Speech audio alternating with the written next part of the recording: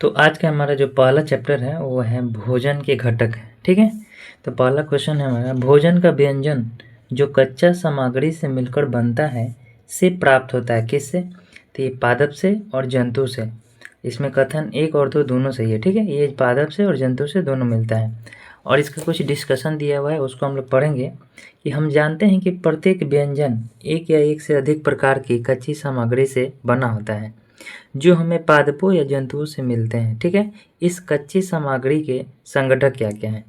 इस कच्ची सामग्री में हमारे शरीर के लिए कुछ आवश्यक घटक होते हैं। इन घटकों को हम पोषक कहते हैं। ठीक है, हमारे भोजन के मुख्य पोषक कार्बोहाइड्रेट, प्रोटीन, वसा, विटामिन तथा खनिज लवण है। इसके अतिरिक्त हमारे भोजन में रुक्षांश तथा जल भी शामिल होता है। ठीक है, जिनकी हमारे शरीर की आवश्यकता होती है। अगला क्वेश्चन है हमारा 2 नंबर, हमारे भोजन में मुख्य पोषक पदार्थ कौन से हैं? कार्बोहाइड्रेट, प्रोटीन और वसा, इनमें से सभी होगा इसका आंसर। यानी हमारे भोजन में मुख्य पोषक पदार्थ जो है कार्बोहाइड्रेट, प्रोटीन और वसा है।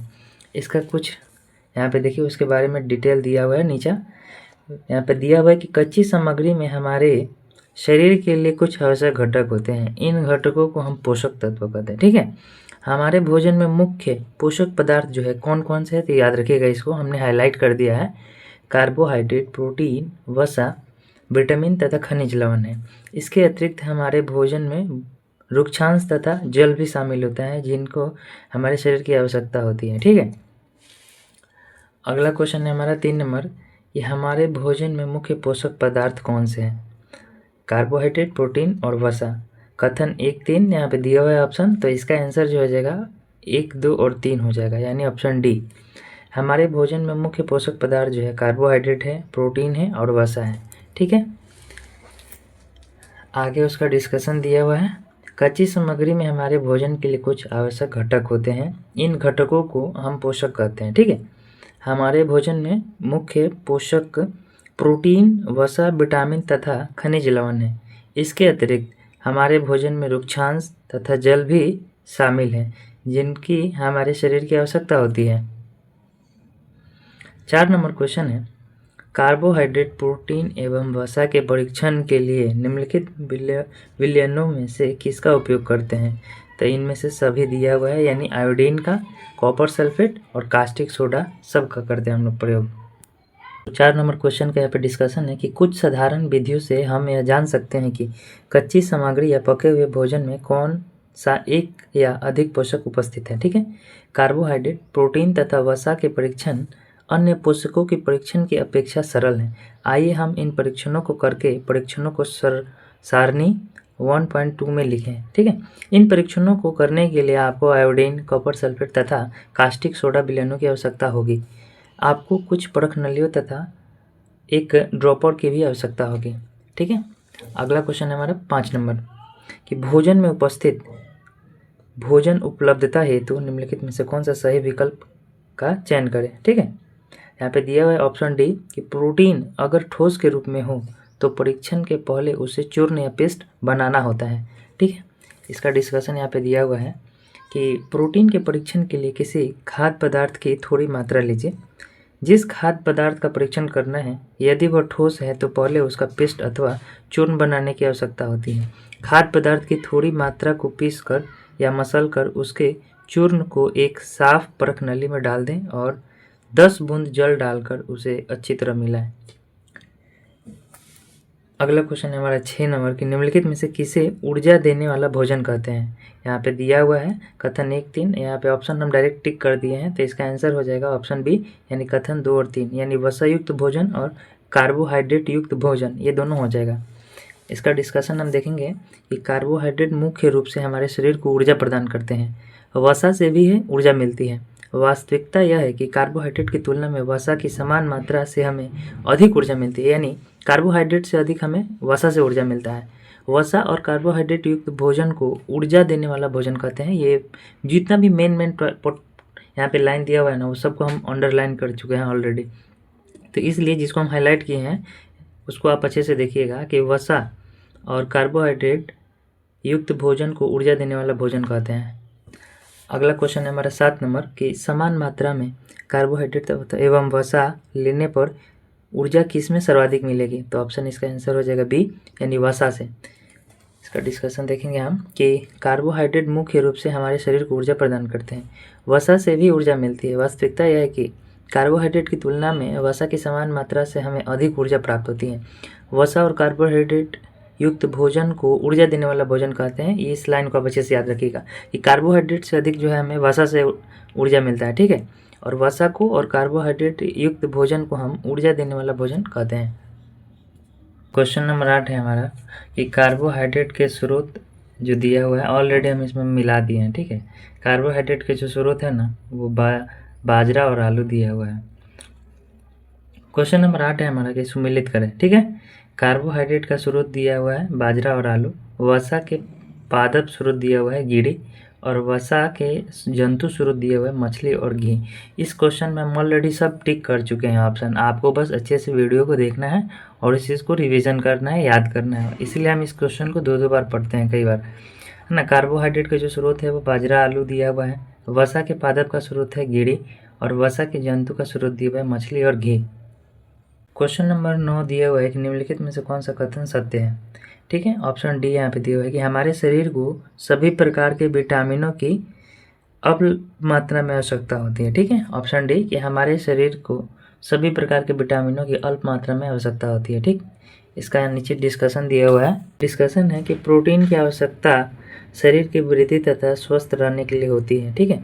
प्रोटीन युक्त भोजन को प्रायः शरीर वर्धक भोजन भी कहा जाता है। विटामिन रोगों से हमारे शरीर की रक्षा करते हैं। विटामिन हमारी आँख, अस्थियाँ, दांत और मसूड़ों को स्वस्थ रखने में भी सहायता करते हैं, ठीक है। विटामिन कई प्रकार के होते हैं जिन्हें अलग अलग नामों से जाना जाता है। इनमें से कुछ को vitamin A, vitamin B, vitamin C, vitamin D तथा विटामिन ई या विटामिन के नाम से जाना जाता है। विटामिनों के समूह को विटामिन बी यानी कॉम्प्लेक्स कहा जाता है, ठीक है। हमारे शरीर को सभी प्रकार के विटामिनों की अल्प मात्रा में आवश्यकता होती है। इसमें देखिए जितने भी मेन लाइन है ना उसको हम क्या किए, हाईलाइट किए हैं हाईलाइटर से, ठीक है। तो उस लाइन को आप अच्छे से ज़रूर सुनिएगा कि हमारे शरीर को सभी प्रकार की विटामिनों की अल्प मात्रा में आवश्यकता होती है, ठीक। हमारे शरीर को सभी प्रकार के विटामिनों की अल्प मात्रा में आवश्यकता होती है। और क्वेश्चन नंबर 10 है कि हमारी आँखों एवं त्वचा को कौन सा विटामिन स्वस्थ रखता है। तो विटामिन ए रखता है, ठीक है। और इसका जो डिस्कशन है वो हम देखेंगे अभी। विटामिन ए हमारी त्वचा तथा आँखों को स्वस्थ रखती है। विटामिन सी बहुत से रोगों से लड़ने में हमारी मदद करता है, ठीक है। विटामिन डी हमारी अस्थियों और दांतों के लिए कैल्शियम का उपयोग करने में भी हमारे शरीर की सहायता करता है, ठीक है। क्वेश्चन नंबर 11 है कि हमारे शरीर में बहुत प्रकार के रोगों से लड़ने में मदद करने वाला विटामिन कौन सा है। तो ये विटामिन सी है, जो कि हम आंवला और नींबू संतरा में पाया जाता है, खट्टे चीज़ों में पाया जाता है। इसीलिए नींबू हम अक्सर ज़्यादातर हम ही खाते रहते हैं, ठीक है। हमारे शरीर में बहुत प्रकार के रोगों से लड़ने में मदद करने वाला विटामिन कौन सा है। तो विटामिन सी। एस्कॉर्बिक एसिड पाया जाता है, इसका नाम जो है एस्कॉर्बिक एसिड है, ठीक है। दिया हुआ है कि विटामिन ए हमारी त्वचा तथा आंखों को स्वस्थ रखता है। विटामिन सी बहुत से रोगों से लड़ने में हमारी मदद करता है। विटामिन डी हमारी अस्थियों और दांतों के लिए कैल्शियम का उपयोग करने में हमारे शरीर की सहायता करता है, ठीक है।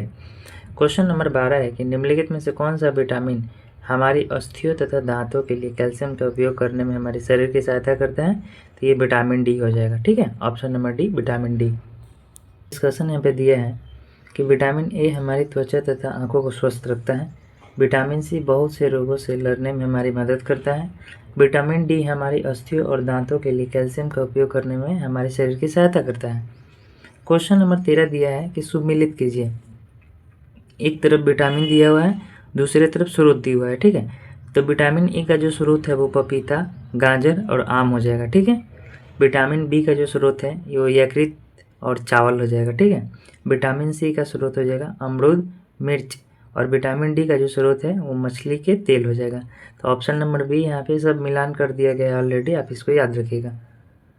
अगला क्वेश्चन है 14 नंबर कि आहारी रेशो यानी रुक्षांश के संदर्भ में कौन सा कथन जो है सही नहीं है।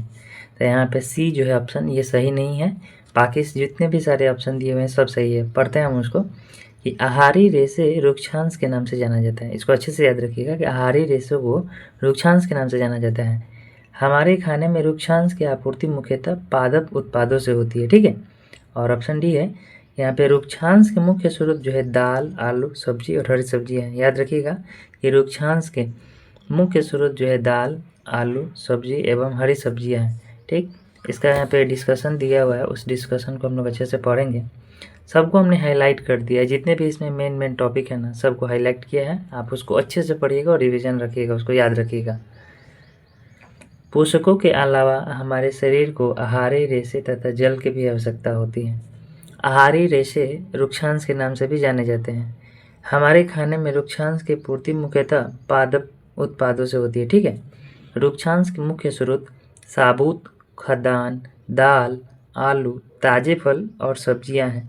रुक्षांश हमारे शरीर को कोई पोषक प्रदान नहीं करते हैं, ठीक है। इसको याद रखिएगा कि रुक्षांश हमारे शरीर को कोई पोषक प्रदान नहीं करते हैं, फिर भी यह हमारे भोजन का आवश्यक अवयव है और इसका आयतन बढ़ा देते हैं। रुक्षांश बिना पचे भोजन को बाहर निकालने में, है ना, हमारे शरीर की सहायता करता है। याद रखिएगा कि रुक्षांश बिना पचे भोजन को बाहर निकालने में हमारी क्या करता है, सहायता करता है।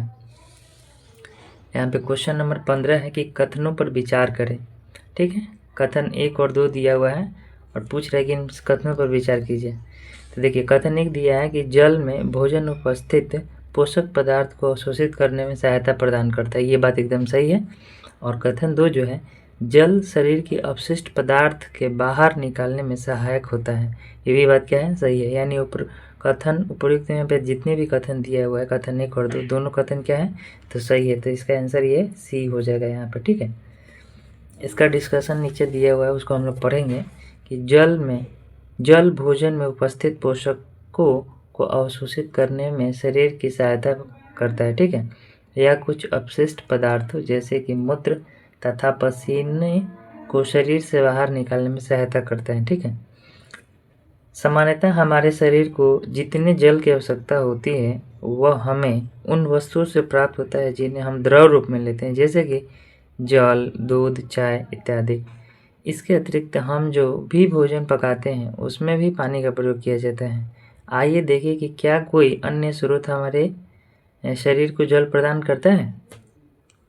अगला क्वेश्चन है हमारा 16 नंबर, निम्नलिखित में से असत्य कथन की पहचान करें, ठीक है। तो इसका असत्य कथन जो है, ऑप्शन यहाँ पे डी दिया हुआ है कि इनमें से कोई नहीं, मतलब जितनी सारे यहाँ पे कथन दिए गए हैं सारे के सारे सही हैं। पढ़ते हैं हम कि सामान्यतः पूरे दिन में जो हम खाते हैं उसे आहार कहते हैं, ठीक है। ये पूरे दिन में जो भी हम खाते हैं उसको आहार कहा जाता है। ऑप्शन बी कि संतुलित आहार में कार्बोहाइड्रेट, वसा एवं प्रोटीन के अलावा रुक्षांश एवं जल भी सम्मिलित होते हैं। ऑप्शन सी में है कि छिलका उतार कर सब्जियों को धोने से कुछ विटामिन एवं खनिज लवण नष्ट हो जाते हैं। यानी इसमें जितनी सारी बातें लिखी हैं सारे के सारे सही हैं। इसका नीचे डिस्कशन दिया हुआ है, उसको हम लोग पढ़ेंगे कि सामान्यतः पूरे दिन में जो कुछ भी हम खाते हैं ना उसे आहार कहते हैं। हमारे शरीर की वृद्धि और अच्छे स्वास्थ्य को बनाए रखने के लिए हमारे आहार में वे सभी पोषक तत्व उचित मात्रा में होनी चाहिए जिनकी हमारे शरीर की आवश्यकता होती है, ठीक है। कोई भी पोषक तत्व ना आवश्यकता से अधिक होनी चाहिए और ना ही कम। हमारे आहार में पर्याप्त मात्रा में रुक्षांश तथा जल भी होनी चाहिए। इस प्रकार के आहार को संतुलित आहार कहते हैं, ठीक है। छिलका उतार कर यदि सब्जियों और फलों को धोया जाता है तो यह संभव है कि उनके कुछ विटामिन नष्ट हो सकते हैं। सब्जियों और फलों की त्वचा में कई महत्वपूर्ण विटामिन तथा खनिज लवण होते हैं। चावल और दालों को बार बार धोने से उनमें उपस्थित विटामिन और कुछ खनिज लवण अलग हो जाते हैं, ठीक है। इसलिए चावल को और इन दालों को या फिर सब्जियों को छिलका उतार कर या फिर बार बार धोना नहीं चाहिए। अगला क्वेश्चन है हमारा 17 नंबर कि भोजन के पकाने से कौन सा विटामिन आसानी से नष्ट हो जाता है। तो ऑप्शन सी विटामिन सी जो है नष्ट हो जाता है। भोजन पकाने में विटामिन सी आसानी से गर्मी से जो है नष्ट हो जाता है।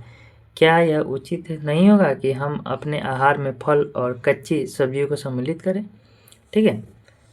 अगला क्वेश्चन है हमारा 18 नंबर कि हमारे भोजन में वसा की मात्रा अधिक होने पर शरीर पर क्या प्रभाव पड़ेगा।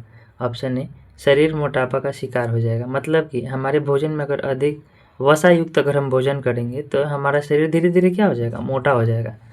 नीचे यहाँ पर डिस्कशन उसका दिया हुआ है कि बूझो ने सोचा कि हर समय वसायुक्त खाना ही सर्वोत्तम भोजन है।